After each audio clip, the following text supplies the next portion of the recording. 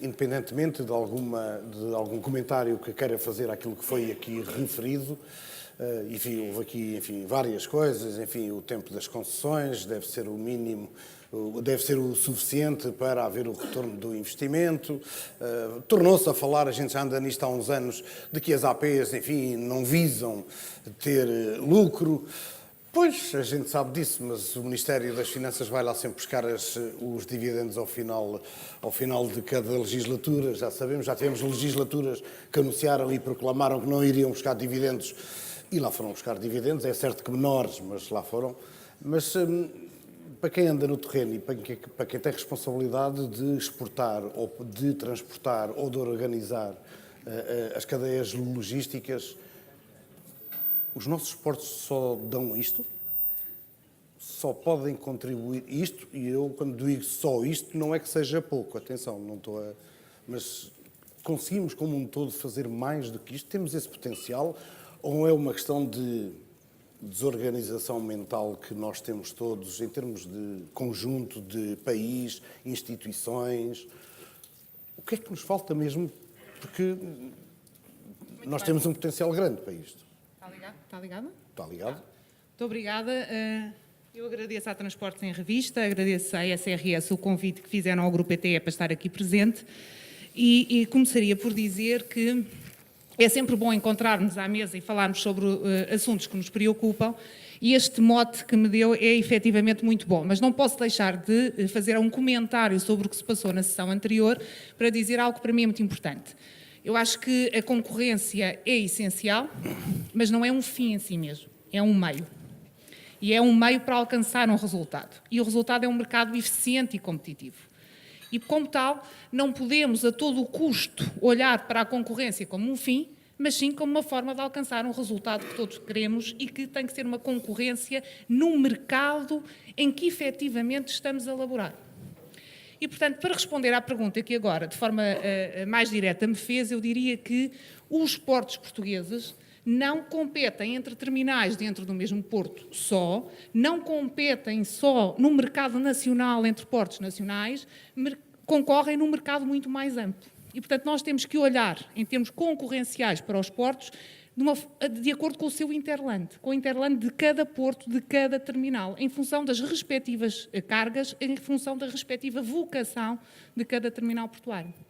E, portanto, eu acho que é possível fazer muito mais, mas como sou uma otimista por natureza, diria que já se fez muito.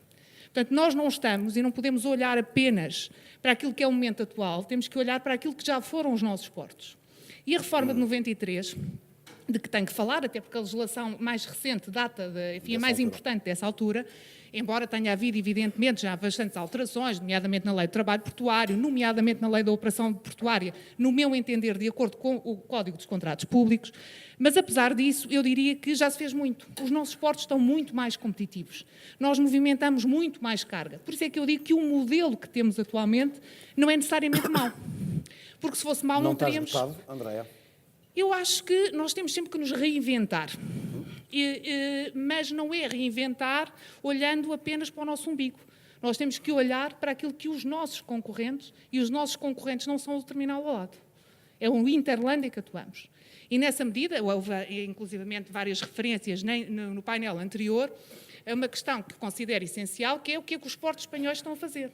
E os portos espanhóis estão a fazer o contrário do que o estudo da Autoridade da Concorrência nos parece indicar. Eu digo nos parece indicar, em termos nomeadamente do prazo das concessões. Eu digo parece indicar, porque eu vi com muita atenção a excelente intervenção da nossa diretora da Autoridade da Concorrência e fiquei com a ideia que nós estamos a falar da mesma coisa. Porque aquilo que nos disse foi o prazo das concessões é o necessário para a amortização do investimento e para o retorno do concessionário. Portanto, eu não defendo mais do que isto. Agora, atendendo a que estamos perante capital intensivo, investimento muito significativo e concorrência no mercado alargado, os prazos têm que ser... pode ser 50 anos. Pode ser. É isso. É isso. O Paulo disse uma coisa que, obviamente, pode-se achar que é uma generalidade, mas quem paga ordenados, e desculpem falar assim, mas quem paga ordenados ao final do mês percebe bem esta pergunta. A mim o que me interessa é que eu tenha soluções, escolhas alternativas para oferecer ao meu cliente, ou vender ao meu cliente, serviços competitivos, porque a carga não é para ir de Almodóvar para Castro Verde. As mercadorias são internacionais, o mercado é global. Quem compete connosco não é só o nosso hinterland dos portos, não é só aqui a Espanha ou a Extremadura, mas são outras regiões do mundo. A questão é, e temos tantas alternativas, vocês, agentes económicos, têm assim tantas alternativas nos portos e no sistema portuário para que possam escolher soluções mais competitivas? Temos alternativas. Atualmente temos alternativas nos portos nacionais. O que eu defendo é que podemos ter muito mais alternativas e serviços bastante mais competitivos do que aquilo que temos atualmente. Como, por exemplo? Através dos serviços diretos que, como mencionei há pouco, porque um exportador ou um importador, se estivermos a falar de uma diferença de 10 dias de tempo de trânsito, estamos a falar de dinheiro, na realidade. E, portanto, a forma como um determinado mercado se pode abrir ou não a um exportador nacional depende também da capacidade de resposta que nós consigamos dar de colocar lá os produtos. Porque nós podemos ter os melhores produtos do mundo, como muitas vezes vemos nos noticiários e nos programas de economia, podemos ter a melhor promoção de produtos em feiras internacionais, podemos ter os melhores trabalhadores do mundo, porque têm qualidades inquestionáveis, mas depois, se não conseguimos colocar o produto em tempo útil nos mercados onde queremos entrar, nada disto serve, não serve para nada. E é por isso que os portos são um elo fundamental. E tudo isto faz parte de um ecossistema. E, portanto, o porto é um fim, mas é um meio também. E é por aí que temos que olhar. A concorrência é um meio, é um instrumento para atingir um fim, como dizia a Andreia. De alguma forma, o Paulo está a dizer uma coisa também muito semelhante. Hermano, duas coisas. Uma, de facto, ouvimos todos dizer que as APs, enfim, se calhar arrecadam receita a mais e que deveria ser para, enfim, para baixar a fatura portuária, porque isso se refletia no linear do supermercado. Eu nunca comprei um saco de cimento mais baixo, com mais baixo valor, desde que a Tupecarga deixou de existir, ou uma resma de papel, porque não me chegou a mim. Quem é que ficou com isso? Boa tarde, obrigado pelo convite e pelo elevado cachê que o José Limão fez favor de me meter para a conta. Ele vem sempre só por causa disso. Eu queria só dar um passo atrás ainda no estudo, para dizer que aquilo que eu esperava ver do estudo era uma resposta efetiva a uma pergunta que é: num país onde existe uma elevada concentração no setor portuário, e existe, há impacto ou não na economia, nos preços praticados? E o estudo não faz um grande benchmark a nível europeu sobre isso. Era muito importante para nós acabarmos com esse mito quase urbano de que somos muito caros, não é? Que se fizesse um bom benchmark para nós passarmos a outra fase. Porque a ideia que me dá é que nós passamos a vida a fazer coisas, mas nunca consolidamos nada. Nós temos uma lei portuária recente, provavelmente das melhores a nível europeu. Para que é que já estamos a pensar em mexer outra vez no trabalho portuário, quando estamos num período super instável de trabalho portuário que provavelmente vamos passar? Vamos estabilizar o sistema e vamos tentar passar para outro patamar. Isso é um ponto prévio. Mas eu diria que, do estudo, na minha opinião, faz falta melhor benchmark. Por exemplo, bastaria comparar os THCs praticados em Portugal com os THCs praticados em todo o resto da Europa. Bastaria comparar o preço por tonelada praticado, por exemplo, em 80% das cargas movimentadas em Portugal, que correspondem a uma análise de Pareto, com aquilo que se pratica a nível europeu, e fechávamos esse capítulo. E provavelmente iríamos concluir que somos tão baratos ou tão competitivos como os outros portos europeus. O estudo dá uma resposta, digamos, intermédia a isso. Na página 12, quando se olha para o breakdown dos custos portuários, verificamos que 70% dos custos é operação e estiva, creio eu, que é precisamente aquilo que em Portugal, que é precisamente aquilo que também aparece no estudo no resto da Europa. E, portanto, daí constatamos que, aparentemente, apesar da elevada concentração no setor portuário em Portugal, isso não se refletiu necessariamente em preços de serviços portuários mais altos. Numa cartelização. Claro. Agora, há aqui uma outra questão que levantou, que é uma questão o preço, outra é o custo. Não é?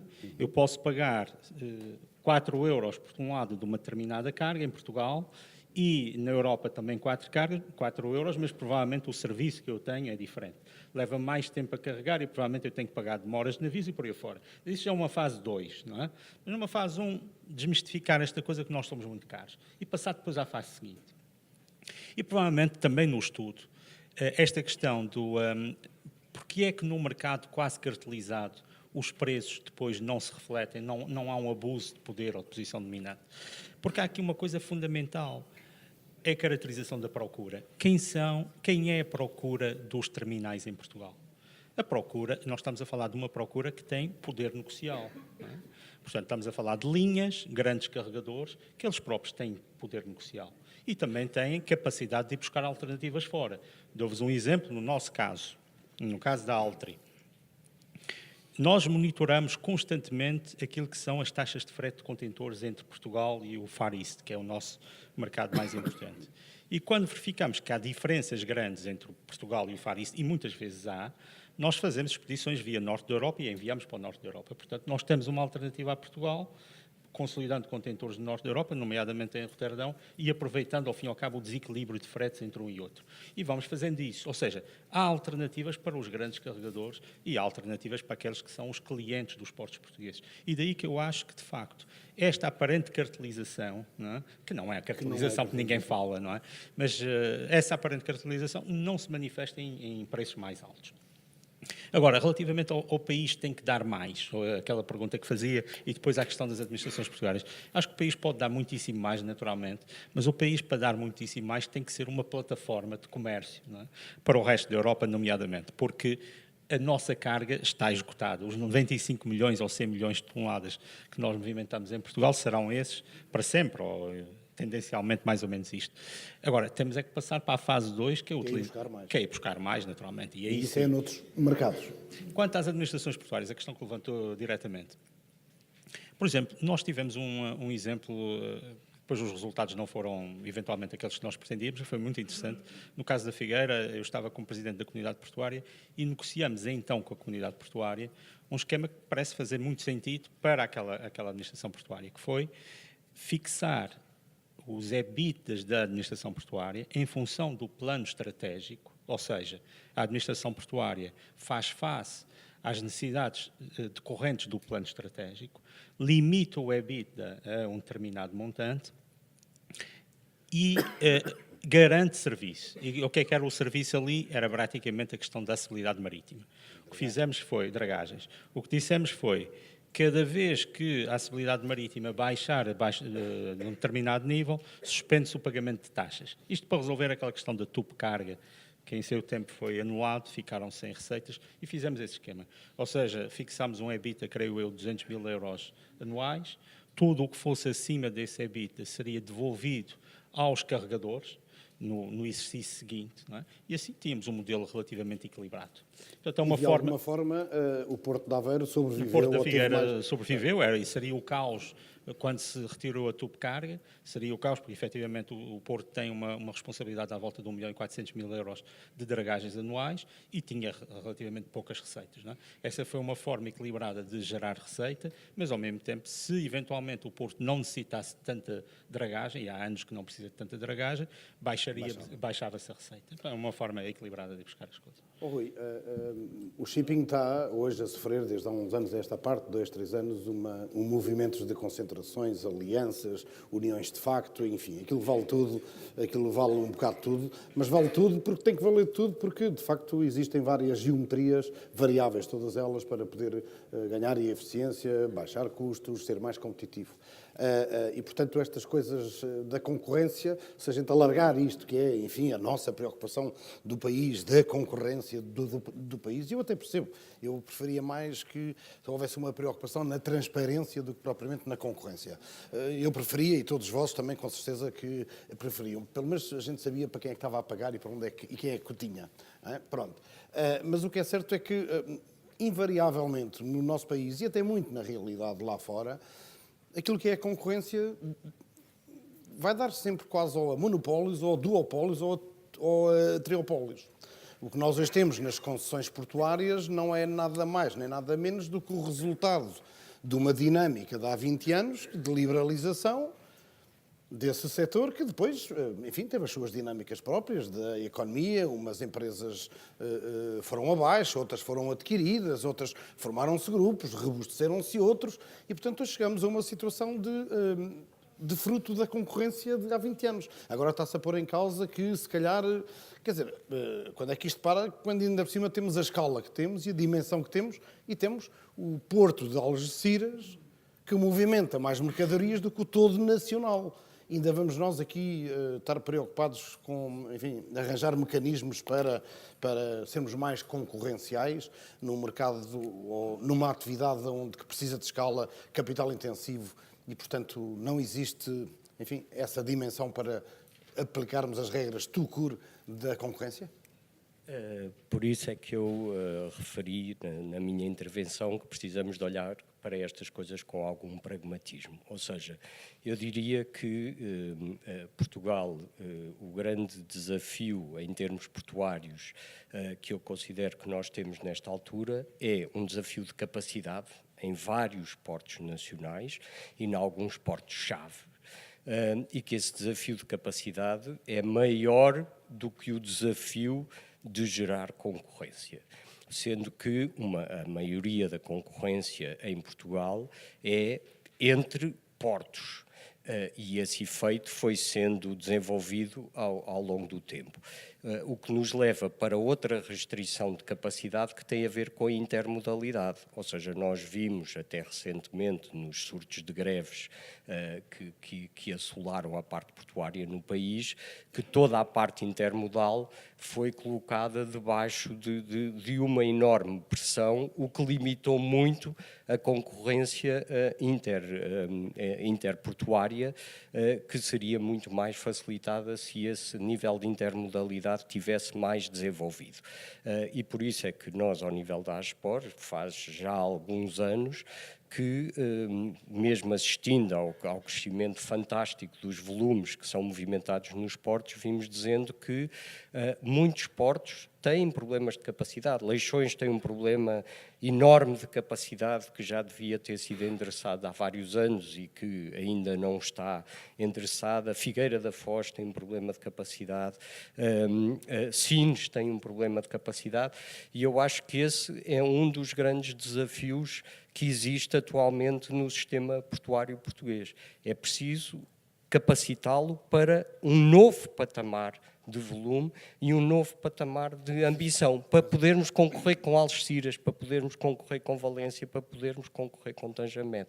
E essa oportunidade existe, ela está lá, porque, enfim, agora estamos a viver num mundo de maior protecionismo, que é um bocadinho preocupante, mas eu diria que, tirando este momentâneo, espero que momentâneo, surto de protecionismo, o comércio vai continuar a desenvolver-se, e nós temos uma grande oportunidade de poder participar, e só com isso é que nós vamos conseguir passar para a escala seguinte. Eu acho que toda a gente está de acordo com isso, e vocês que andam todos os dias com estes temas e que vivem nesta atividade, toda a gente sabe isso, toda a gente sente isso. Mas andamos 30 anos para fazer uma linha nova ferroviária para irmos para a Espanha, mas andamos... Quer dizer, eu acho que isso... Não é só capacidade, é depois a capacidade de transportar ou de deslocar. Eu lembro-me aqui há uns anos, quando alguém dizia, responsável, ele dizia: vamos conquistar Madrid. Aqui de Sines, vamos conquistar Madrid. Nem Lérida. Estão lá um ou dois operadores. Portugueses.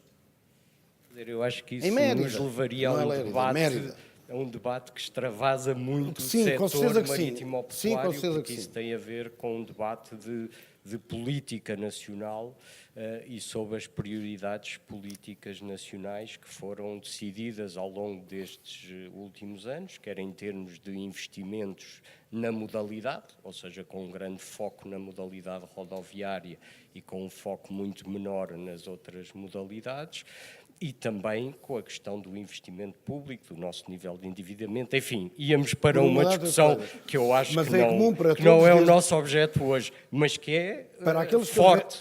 Para aqueles que organizam as cadeias, para aqueles que compram os serviços e que fazem reservas, para aqueles que asseguram a gestão dos terminais e que também são armadores, como é o caso do grupo ETE. Estas são matérias que aduzem valor e que seduzem a que mais fluxos de mercadorias vindos de outros mercados possam chegar a Portugal, porque não basta ter capacidade, não é? A Aveiro tem uma enorme capacidade para receber contentores e... Sim, mas é curioso que... E até fizeram lá uma linha ferroviária. Quer dizer, se repararem, Aveiro é um porto muito interessante, porque na realidade fez grandes investimentos em capacidade, que a certa altura eram tidos como sendo excessivos e que nunca iam ser utilizados. Colocou a ferrovia e o Porto mudou, o Porto transformou-se. E o Porto de Aveiro hoje não tem nada a ver com aquilo que era, não é? Aliás, eu diria que o Porto de Aveiro tem um problema também de capacidade, mas um problema de capacidade marítima, nas suas acessibilidades marítimas. Ou seja, nós temos de facto restrições em todos os portos nacionais, não é? Restrições de natureza diferente, mas no fundo temos essas restrições e precisamos de as endereçar. E, enfim, eu diria que o programa que foi apresentado pelo Governo responde a muitas dessas necessidades e, nesse aspecto, está bem feito. É preciso conseguir transformá-lo em realidade. E isso é que, às vezes, tarda de forma desesperante. Sim, eu sei que não é fácil, não é? Ou seja, é preciso todo um conjunto de tramitação e por isso é que estamos muito atrasados. Estudos de impacto ambiental, concursos públicos, com todos os prazos que isso implica e tudo isso está certo, mas o tempo passa, a capacidade é necessária e não está lá. É óbvio que isto depois é aquela lógica do ovo e da galinha, não é? Que é, não temos volume suficiente, não investimos o suficiente. E aqui tem que haver uma visão para o país. E ou acreditamos que o país pode ser, de facto, o porto da Europa, o porto do Atlântico, como muitas vezes falamos, o porto da entrada do Atlântico para a Europa, ou não acreditamos. E se acreditamos, temos que investir, ainda que não tenhamos volume, não é? E esse é que é o ponto. Começar a investir. Na questão de trazer mais carga para cá, obviamente que transformar carga nas zonas portuárias ou próximo das zonas portuárias é fundamental, portanto o espaço tem que existir. E, por exemplo, o crescimento do Roterdão foi muito à base disso e nós sabemos que é isto. Obviamente que o Interland é fundamental, levar a carga mais longe a preços mais competitivos é fundamental. Eu dou um exemplo no caso da indústria da pasta de papel. Entram todos os anos na Europa 16 milhões de toneladas de pasta de papel. Essa pasta de papel vem da América do Sul. A Portugal deve entrar para aí 30 mil toneladas por ano. E essa pasta vem da América do Sul, essencialmente Brasil, para Roterdão, ou próximo de Roterdão, e depois é distribuída pela Europa. Portugal pode ser o ponto de entrada, por exemplo, da pasta de papel, desde que tenhamos boa forma de aceder depois ao centro da Europa e norte da Europa. Portanto, mas é preciso vender, é preciso a gente não estar focados nas greves sucessivas, na lei que muda e não muda, enquanto não estabilizarmos isso, enquanto não tivermos 30 variáveis que estão constantemente a mudar, não nos vamos focar demasiado no crescimento. É preciso estabilizar e depois focar no crescimento. Muito bem. Paulo, não sei se quer dizer alguma coisa. Eu gostava de abrir também a oportunidade para a audiência poder participar com perguntas, não com considerandos, mas com perguntas. Tenho 10 minutos para isto, porque depois, como tudo se atrasou, vamos ter que...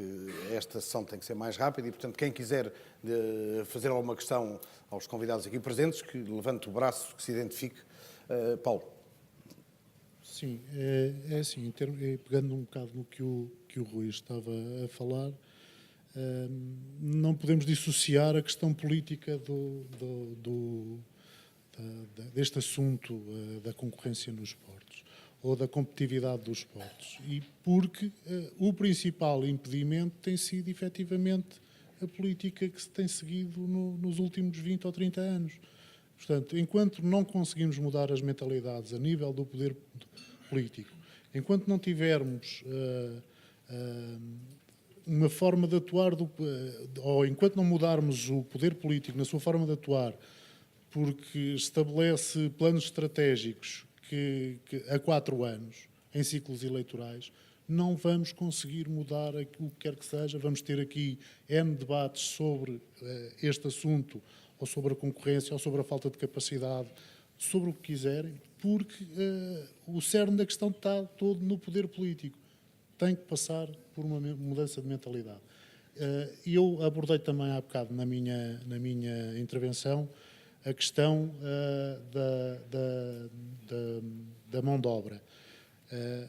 É também uma questão de mudança de mentalidade, porque no século XXI os próprios sindicatos têm que mudar a sua forma de estar, porque uma coisa foi... São só os sindicatos que têm que mudar? Ambas as partes têm que mudar, obviamente.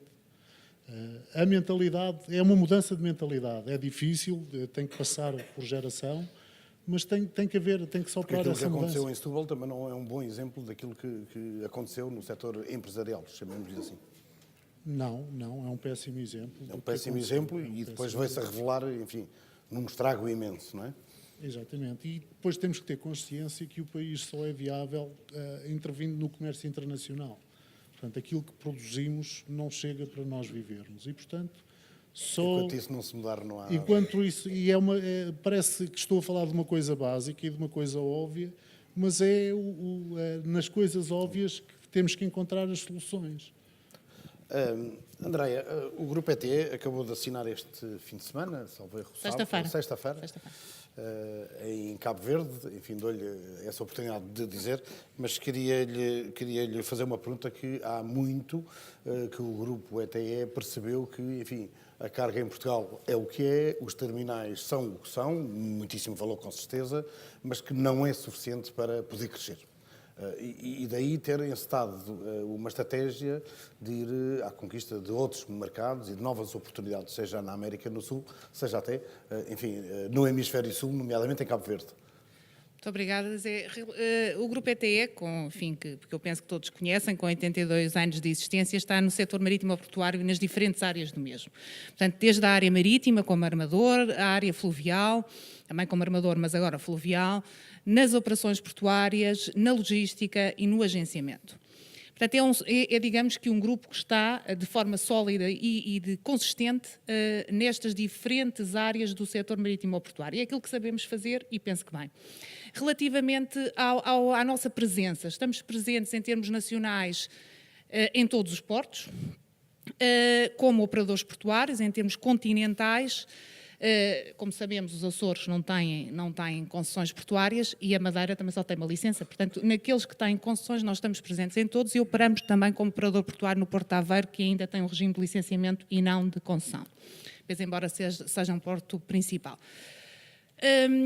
Para além, evidentemente, desta presença nacional, estamos depois a fazer aquilo, a replicar aquilo que fazemos cá noutras geografias. Estamos em Cabo Verde, portanto, estamos em África, em Cabo Verde e em Moçambique, e estamos na América, na Colômbia e no Uruguai. Relativamente a Cabo Verde, assinámos sexta-feira um contrato de concessão com um prazo de 20 anos para o transporte de passageiros, um transporte marítimo de passageiros e carga interilhas. Eu acho que é um salto civilizacional para um país arquipelágico, não é? Como é Cabo Verde, e para nós também é uma forma de provarmos aquilo que sabemos fazer noutra geografia, onde já nos encontramos há cerca de 30 anos. Portanto, evidentemente que nós continuamos a olhar para o nosso país como um país de oportunidade, mas também a replicar aquilo que sabemos fazer bem noutras geografias, e é isso que fazemos. Muito bem. Eu sei que havia aí alguém que queria aqui... Margarida, se fizeres favor.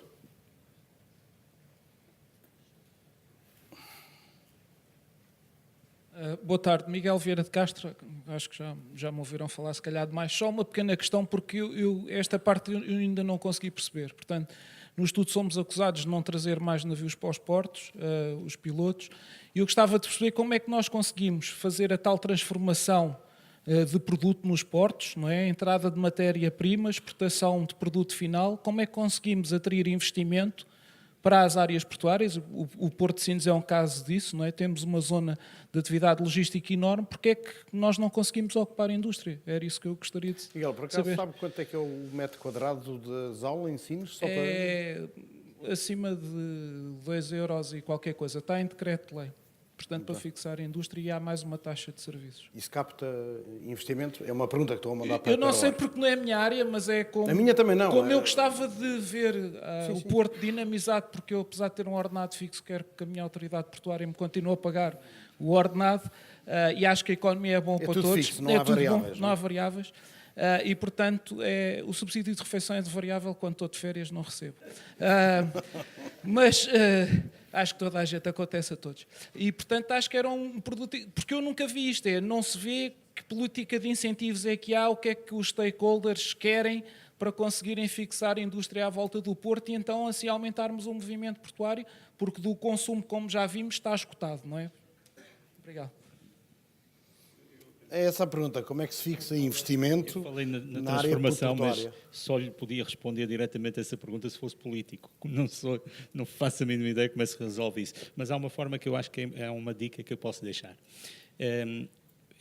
Tentemos ver... Vamos aos grandes fóruns internacionais onde os serviços portuários se vendem. E vamos analisar onde é que onde é que as empresas portuguesas estão presentes. Eu acho que, sinceramente, falta-nos um bocado de capacidade de vender e de estar presentes nos grandes fóruns onde essas questões são decididas.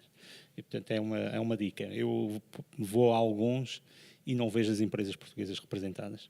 Começa por aí também. Ou seja, os serviços portuários a gente não pode ficar à espera no nosso porto sentados que as coisas nos venham cair. É preciso ir lá. Às APs ou a empresas no geral deste setor? Todas as que contribuam para isso. As APs e as empresas, os operadores portuários têm que estar mais envolvidos na venda do que propriamente no... O problema é que estamos muito focados na operação, não é? E os problemas que nós temos tido na operação nos últimos anos fazem com que o foco seja a operação, a resolução de problemas e por aí fora. Mais uma vez, tem que insistir nisso. Muito bem. Não sei se alguém quer fazer mais alguma questão. Mas, Rui, Rui, podes dizer, por podemos exemplo, ir falando. um exemplo bastante interessante para responder ao Miguel é o Porto de Bilbao, por exemplo, que criou a certa altura uma capacidade portuária enorme, muito acima daquilo que eram as verdadeiras necessidades do mercado, começou a concessionar áreas a indústrias. E, portanto, quando nós olhamos hoje em dia para aquilo que é o Porto de Bilbao, uma parte importante das áreas portuárias, não na frente de cais, mas pouco atrás da frente de cais, são ocupadas por indústrias de mais diversa natureza. Eólicas, evidentemente, mas outro tipo de indústrias que foram, aos poucos, usando parcelas que estavam disponíveis e que manifestamente em termos... Aveiro bebe um pouco desse bebe modelo pouco, híbrido, não é? Sim, a grande diferença é que obviamente Onde Bilbao os carregadores aí tiveram um peso não determinante. tem restrições marítimas, virtualmente, claro. e Aveiro tem imensas, não é? Aliás, quer dizer, voltando outra vez à greve, e sem querer centrar-me no tema das greves, é engraçado que os portos que tinham capacidade ou que têm capacidade de terrapleno têm limitações marítimas e os portos que têm dificuldades de terrapleno são os que têm capacidades marítimas e esta dualidade existe na prática nos portos nacionais. Talvez se a gente meter um projeto 2030 para mudar as coisas... Não. Margarida, aqui à frente há umas... desculpe, José. Metendo um bocadinho foice em seara alheia, não estou a falar de reboques, mas estou a falar de portos e naturalmente, onde operamos. E a pergunta não é dirigida a ninguém em especial, mas aos quatro. Eu tenho muita dificuldade em entender que um país como o nosso, limítrofe, economia aberta, com uma capacidade muito limitada de exportação e também de importação, somos 10 milhões. Por muito anafados que sejamos, somos 10 milhões. E, portanto, a nossa capacidade de importação será sempre limitada. Por que razão é que nos 5 portos principais que nós temos há concorrência entre eles da maneira que é feita? Eu recordo que há relativamente pouco tempo, quando estávamos a passar o período mais grave das greves, havia portos que na comunicação social reportavam que passaram a transportar mais, a exportar mais, em detrimento de outro porto nacional. Isso faz sentido? Faz algum sentido que nós, com os 5 pequenos portos que nós temos, eu recordo que os portos todos juntos valem menos do que Roterdão. É claro que Roterdão não é o exemplo ideal, porque é o porto que movimenta mais na Europa, mas posso vir para Southampton, penso que é o 20º Porto Europeu. Faz algum sentido esta guerra fraticida que existe? Claro que toca na ausência de estratégia de um país. Isto faz sentido? É uma pergunta. Quer para agentes, quer para operadores portuários, quer para concessionários. Eu tenho muitas dúvidas que isto faça sentido. Muito obrigado. Bem, vamos juntar aqui mais 2 ou 3 questões e depois encerramos, a não ser que haja, enfim, uma pressão muito grande e uma procura muito grande para fazer mais questões. A questão é esta. Todos nós sabemos que há 5 concessões da margem norte do Rio Tejo que vão acabar até 2025. E a questão é esta. Hoje ainda não se sabe se vai haver concessões ou não. E a pergunta é, se não houver concessões, se não houver Barreiro, o que é que vai acontecer ao Porto de Lisboa? Muito bem. Havia aí outra questão? Boa tarde. Alexandra Margarido.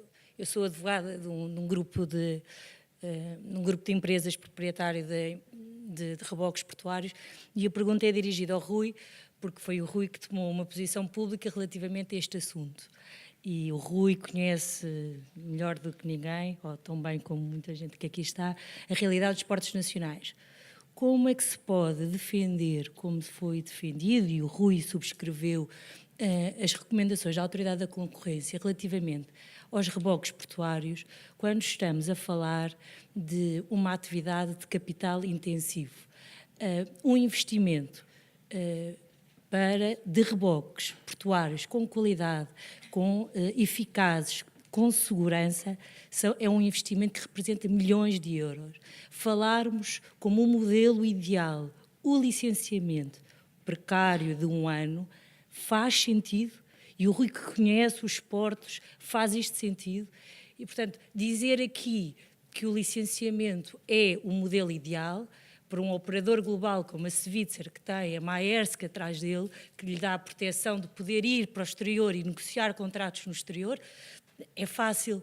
Mas para os operadores locais que aqui estão, que vão ao mercado comprar reboques por 7, 8 milhões de euros, para depois terem a garantia, tens aqui 1 ano de licenciamento e depois vamos aqui ver se há mais ou não operadores, faz sentido, e esta pergunta é para o Rui, que conhece tão bem. Muito obrigada. Vamos fazer uma ronda agora pelos convidados. Eu vou tentar responder. Relativamente à questão colocada, e vou começar por aquela que me toca mais particularmente, mas vou responder a todas. A questão dos terminais da margem oriental de Lisboa. Portanto, eu diria que 2020 é o ano mágico das concessões em Lisboa. Nós chamávamos-lhe assim, e penso que não está diferente. E o Barreiro está em estudo de avaliação de impacto ambiental. Portanto, eu considero absolutamente essencial para o futuro do Porto de Lisboa, porque o Porto de Lisboa só pode ser excelente. Ainda há pouco comentava com um colega do Porto de Lisboa que tem que ser muito bom, tem que ser efetivamente um porto excepcional e resiliente, porque tem sofrido o que tem sofrido nos últimos anos e reergue-se sempre qual fênix. Portanto, é realmente um porto excepcional. E eu espero, efetivamente, nem posso pensar de outra forma, que solução margem norte ou solução margem sul, desde que evidentemente seja uma solução aceite pelo mercado, que o Porto de Lisboa continue a existir.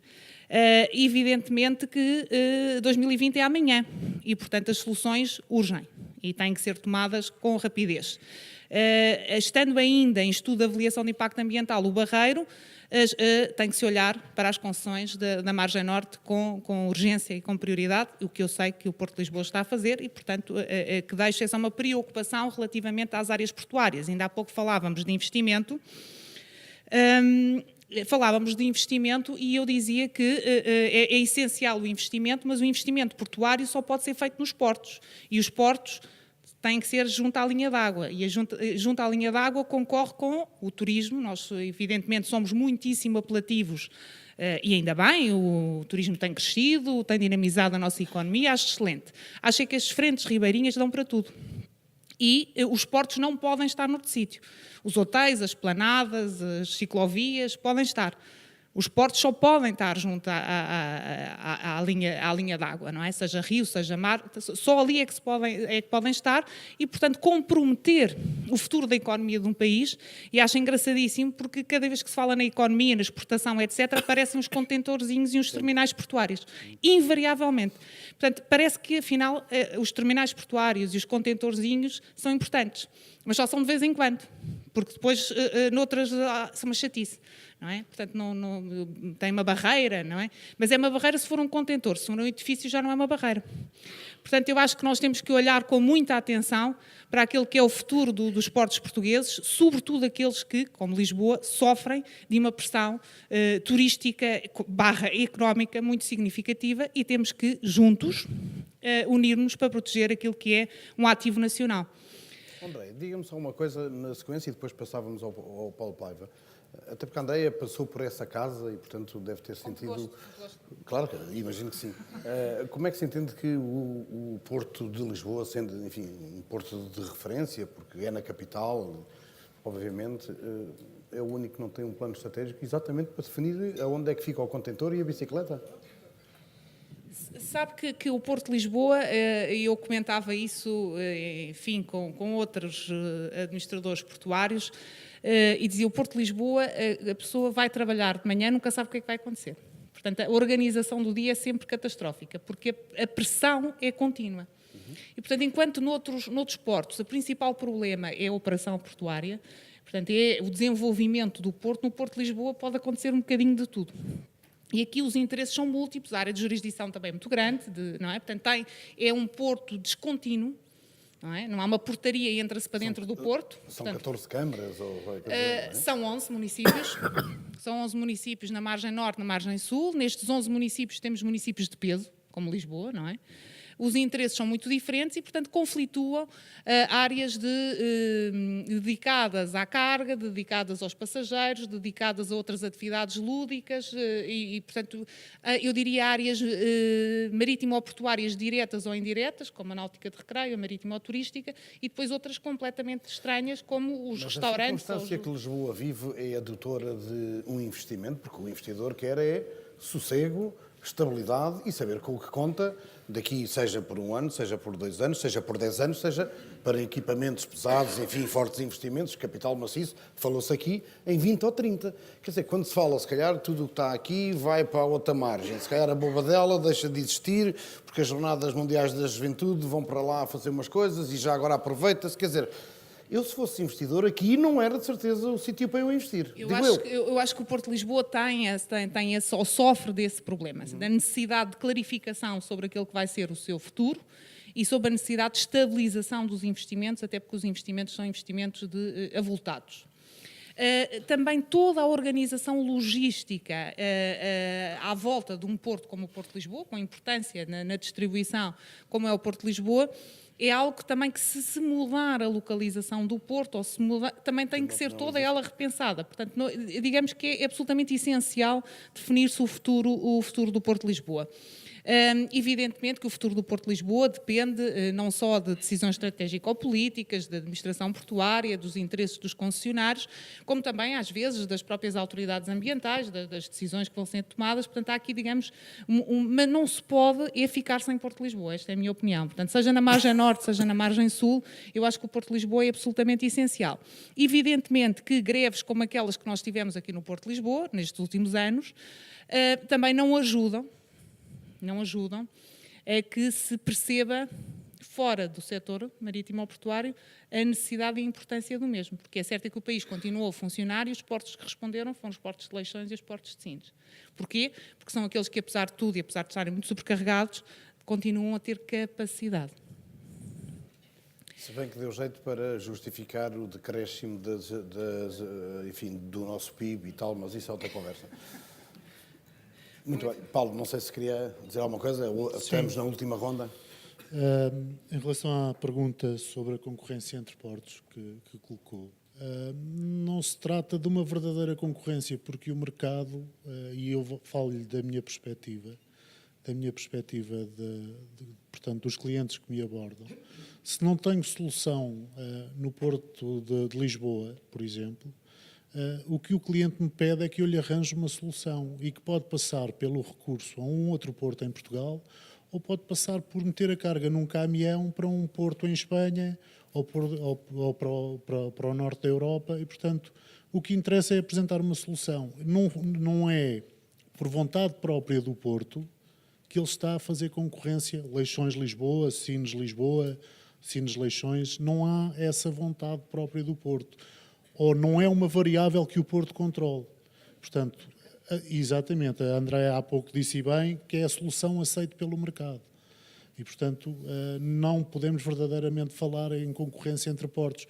Podemos falar, mais especificamente, se a carga A deixou de sair por Lisboa e passou a sair por Leixões. É concorrência? É. Mas também pode sair de Leixões e passar a ir por Barcelona ou por Valência ou por Algeciras. E, portanto, não há essa questão não se coloca verdadeiramente quando estamos a lidar diretamente com o mercado. Em relação à pergunta das concessões que estão a terminar no Porto de Lisboa, de novo é o mercado que vai definir. A solução Barreira é uma solução política. Não teve bom senso na apresentação, foi uma solução que surgiu de recurso. Eu já tive a oportunidade de apresentar reflexões sobre este assunto e parece-me que não seja interessante agora aqui para o debate estarmos a discutir isso. E o mercado é que vai dizer se a vontade política é aquela, mas o mercado depois é que vai dizer se o Barreiro funciona ou não. E, portanto, seja no Barreiro, seja na Margem Norte, eu espero que se encontre uma solução verdadeiramente de bom senso. Mas temo que o Barreiro, para mim, é uma má solução, já o defendi publicamente e continuo a defender. Hermano, Posso fazer um comentário à questão da concorrência entre portos? Eu percebo a imagem que é o bolo de aniversário que é partido e o irmão que fica com a fatia maior ainda se vangloria disso. Não? É um bocado chato.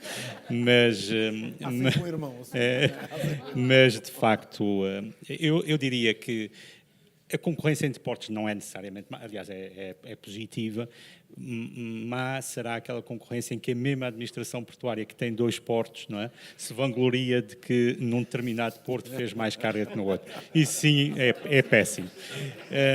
Isso é perverso, não é? Isso é perverso. Isso é perverso. Eu queria deixar uma nota importante. O Aristides tocou aqui num ponto que é a ETP. Houve aqui em Portugal uma diabolização das ETPs, sinceramente não percebo porquê. A maior parte dos modelos das ETPs até é um modelo de associação, em que as empresas não têm fins lucrativos. E é, de facto, uma forma de diluir custos fixos. É uma forma inteligente de diluir custos fixos. Eu acho por uma vez, deixar a coisa em paz, não é? Eu acho que estamos muito bem organizados. Eu há dias estava a trabalhar num sistema informático para o nosso operador na Figueira e fiquei surpreendidíssimo que em Antuérpia o número de restrições à colocação de trabalhadores era 3 vezes maior do que a nossa cá em Portugal, muito mais complexo. Nós temos, de facto, um modelo que já é muito interessante e, portanto, vamos estabilizar esta coisa e as ETPs, de facto, funcionam muito bem, na lógica que o Aristides dizia, que era, de facto, uma ETP para servir vários operadores. Muito bem. Fui. Muito bem, então vou começar sobre a concorrência interportos e eu diria sim, sim, sim. Graças a Deus que existe concorrência interportos. Tem sido um dos segredos do desenvolvimento do movimento portuário nacional. O facto das administrações portuárias terem deixado de ser entidades majestáticas a quem se tinha de pedir audiência, com sorte de ser recebido mais tarde, e hoje em dia serem entidades que verdadeiramente e ativamente procuram desenvolver o seu porto, desenvolver negócio para o seu porto, desenvolver tráfego para o seu porto. Portanto, eu diria que esse é um elemento essencial para o desenvolvimento futuro da atividade portuária portuguesa e eu diria em geral. Depois, relativamente à questão sobre o Porto de Lisboa, eu diria que o Porto de Lisboa tem como principal, não é principal, mas tem, por um lado, uma espada em cima da sua cabeça, que é a instabilidade laboral e a incerteza laboral. Tem sido muito, muito, muito mau para o Porto de Lisboa. Depois, o Porto de Lisboa tem um problema, de facto, de visão estratégica e de ordenamento do próprio Porto. Portanto, enfim, também é verdade que Lisboa é a capital, a pressão sobre o Porto é enorme e, portanto, como a André muito bem sabe e sente quando lá estava, é o Porto que tem mais olhares em cima deles e onde cada vez que se faz alguma coisa surge mais oposição e surgem mais contrariedades. E, portanto, Lisboa tem, de facto, este grande desafio de, por um lado, resolver de uma forma satisfatória as questões laborais e, por outro lado, depois de conseguir ter uma visibilidade de perspectiva de ordenamento que lhe dê futuro. E depois, à questão que me é aos reboques, eu gostava de dizer várias coisas. Primeiro, antes de entrar nos reboques, dizer que a pilotagem não é um problema nos portos portugueses. Portanto, também gostava de deixar isto claro. Sobre os reboques, obviamente que quando nós falamos de licenciamento, não estamos a falar de licenciamento a 1 ano. Quer dizer, não faz sentido pensar em licenciamentos a 1 ano. Quer dizer, o licenciamento, neste caso, tem de ser entendido como uma figura de acesso ao mercado. Obviamente, que o licenciamento a 1 ano não é uma figura de acesso ao mercado. Portanto, acho que isto tem de ficar claro. Depois, o segundo aspecto é que, no fundo, digamos, este licenciamento como figura de acesso ao mercado possibilita a entrada de incumbentes, ou seja, o mercado não está vedado. Quando temos uma concessão, o mercado fica, obviamente, vedado. Eu percebo que não é, quer dizer, que nenhuma entidade que está a operar num determinado porto, num determinado mercado, gosta de ver concorrentes virem-lhe fazer concorrência. Mas, enfim, mas essa é um bocadinho a lei da concorrência. Sim, eu sei, obviamente. Não, mas nós não estamos a diabolizar as concessões. Aliás, nós, o próprio estudo defende que haja casos em que o acesso seja limitado e que o serviço seja concessionado, e nós não nos opomos a isso. Quer dizer, tem a ver, obviamente, com a dimensão do mercado, com o atrativo dos operadores. Quer dizer, nós também temos que ver...